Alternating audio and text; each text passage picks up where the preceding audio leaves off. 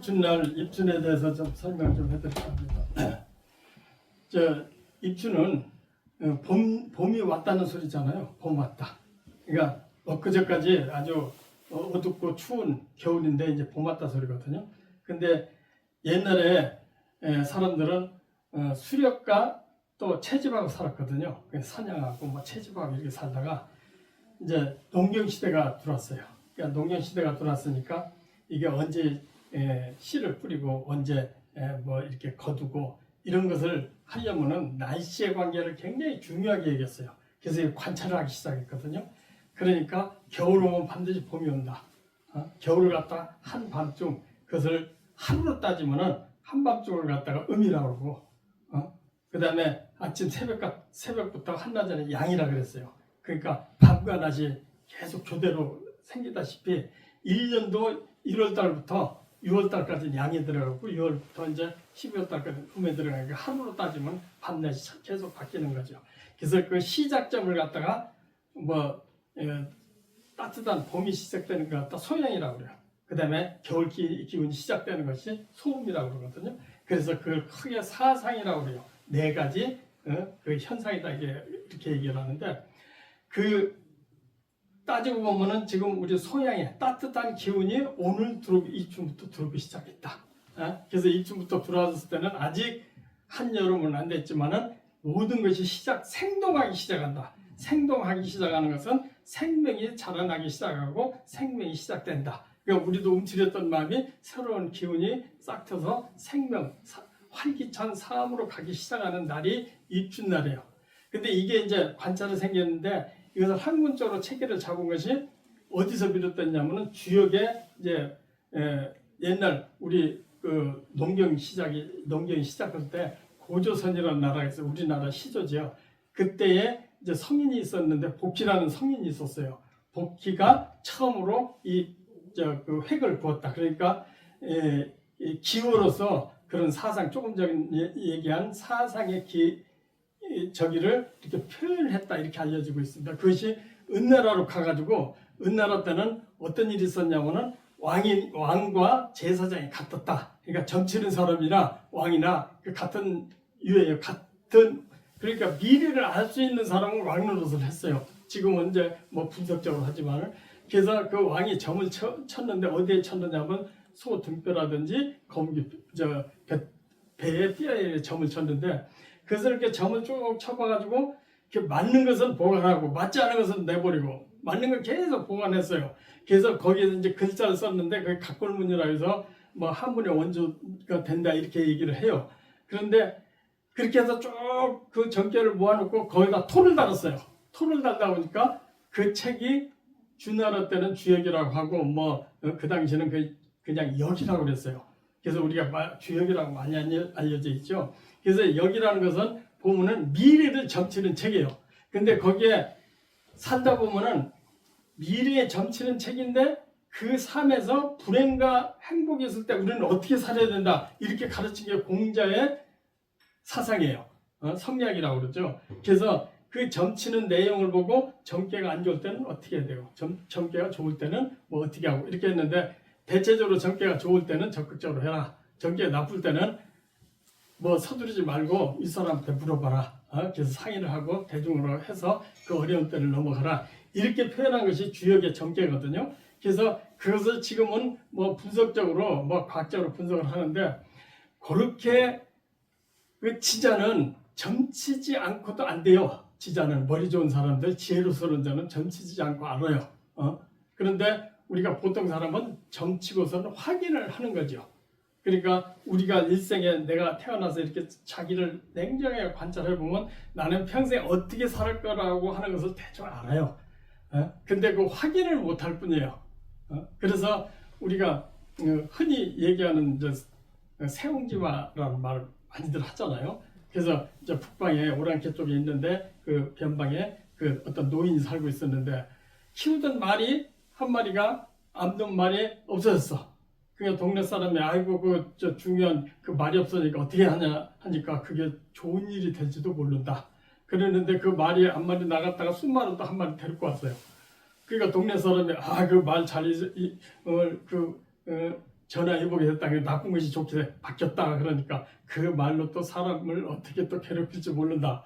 근데 아들이 하나에서 그 말을 타고 다니다가 떨어서 다리가 이렇게 전뚝발이가 됐어. 그러니까 이제 동네 사람이 위로를 했어요. 너 다리가 이렇게 다쳤으니, 아들이 다쳤으니 얼마나 괴롭겠냐 그러니까 그게 또 좋은 일이 될지도 모르죠. 근데 난리가 나, 전쟁이 났어요. 그래서 아들을 안 끌려가서 죽지는 않았다는 거죠.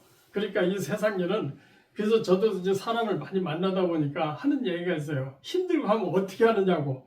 힘들면은 그 앞으로 뭐 좀 운세가 안 좋고 힘든 일은 뭐 어떻게 하냐 물어보면 제가 그 얘기를 많이 해요. 미리 알고 있으면 좋겠지만 미리 모르고 당했을 때는 그것이 좋은 일이 생길지도 몰라. 또 뭐 남편이 죽고 자식이 죽고 뭐 다치고 뭐 불이 나고 삼재팔란이 똑같은 거잖아요. 아까 말씀드렸지만은 해매미가 삼재래. 해매미가 작년부터 해매미 때, 돼지 때, 이제 토끼 때, 그 양띠가 삼재라고 그래요. 그런데 따져보면은 그 양띠만 삼재냐고. 지금 대통령 된 사람도 지금 해매미 양띠예요. 근데 대통령도 됐어. 그러니까 그 저 삼재 이거에 대해서 목숨 걸지 말라 소리예요. 근데 삼재 안 걸린 사람은 재난이 안 걸리냐? 삼재 안 걸리냐? 그 삼재 없는 사람도 언제 삼재 팔란을 만날지 몰라요. 그 사람들이 더 만나는 수가 있어요. 삼재 팔란 안 걸린 사람이. 그러니까 삼재 팔란은 우리가 이렇게 그 아까 오행으로 전매 이치로서는 나온 거지만은 실질적으로 삼재 팔란에 안 걸린 사람 별로 없어요. 니나 내나 다 걸려 있거든요. 그럼 어떻게 되느냐? 나쁜 일 생길 때 그것이 더 좋은 일이 될 수도 있어. 또 좋은 일이 있을 때는 조심해야 돼. 이거 가르치는 것이 점수래요. 점수 별거 없어요. 그러니까 이런 것을 아는 지자는 삶에 대해서 설계를 하고 계획을 하고 어려운 때 이겨나갈 수가 있어요.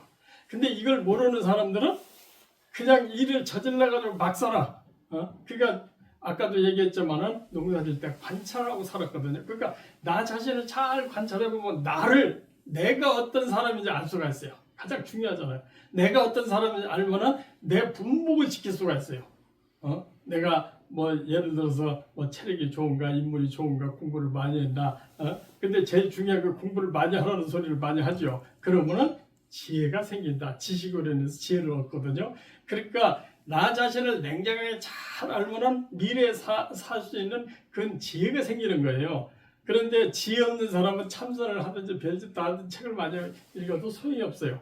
내가 가장 잘 아는 그 옛날에 젊을 때 한 4, 50년 전에 공부 같이 했던 스님이 있었어요. 스님이 있었는데 그 여러분들은 저 불교 뿐이 아니고 조신의 꿈이라는 책이 있어요.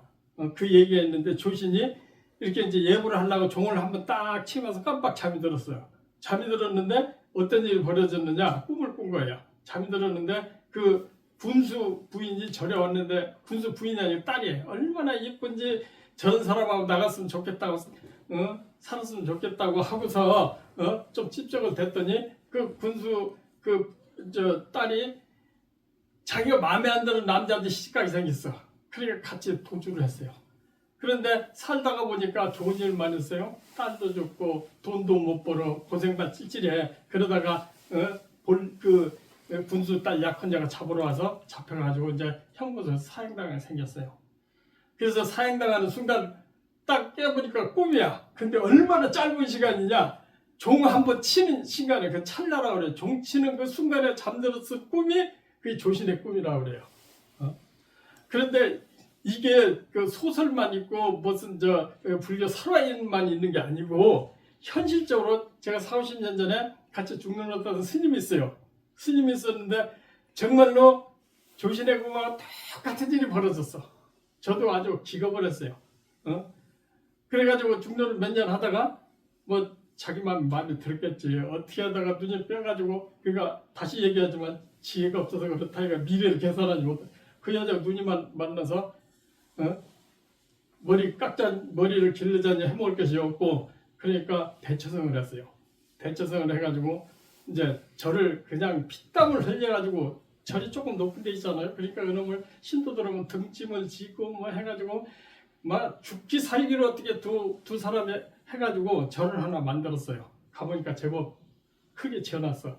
그러니 얼마나 힘들었겠냐고.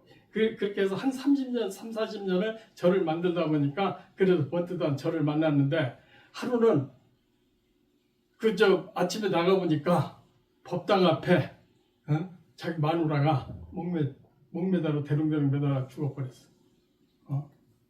그러니까 얼마나 항해 조신의 꿈이 그게 남 얘기가 아니야. 그런데 참 불행 중 다행히 한 달 전에 CCTV로 달아놨어요.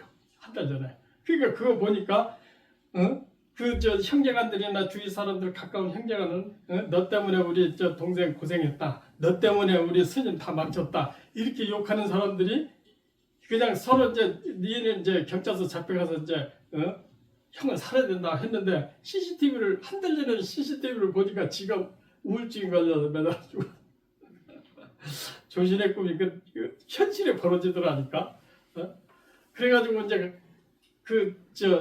이렇게 의심은 면했어요. 면했는데 다행히 1년 전에 죽을 때 다 됐으니까 우리 혼인신고하자 또 혼인신고를 해놨어요. 그랬더니 그 재산이 꽤 있었어. 그래서 그 스님하고 다 또 재산 넘어왔어요. 장례식 때 갔는데 사람 하나가 없어. 그냥 형제간에 이렇게 장례를 치르는 거예요. 그래서 제가 갔다 왔는데 그래서 야 마누라 죽었으니까 여러분들도 남편 마누라 있지만 마누라 죽으니까 장가 한 번 더 갈 수도 있고 신랑 한 번 죽었으니까 시집 한 번 더 갈 수도 있으니까 그게 꼭 불행하다고 따질 수는 없어요. 마음 한번 바꾸기 나름이지. 그 스님은 마누라 죽는 바람에 우울증 걸려가지고 속 끓이던 마누라 죽는 바람에 재산은 또 엄청나게 생겼어. 그러니까 세상 일은 어떤 일이 나한테 좋은 일이 생길지도 몰라요. 어떤 일이 더 불행하게 만들지 몰라요.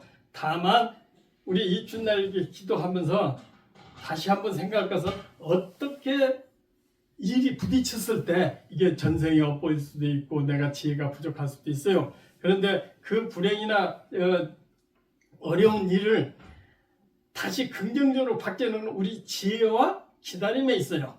그러니까 우리가 살아가면서 전생에 엿보든지 내가 마음을 지혜가 없어서 일이 부딪혔어도 오늘 입춘에 겪어간 사람들은 어떤 일 생기면 나쁜 일 생겼으면 좋을지도 모른다.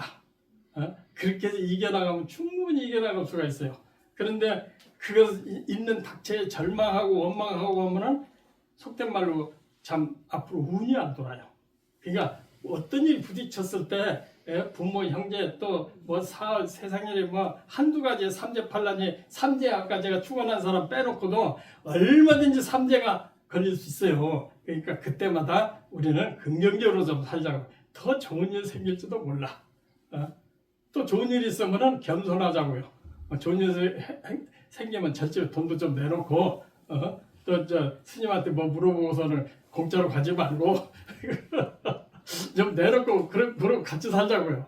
그래서 금년에 병원년 입춘날은 참 부처님 전에 우리 좀 지혜롭게 삽시다.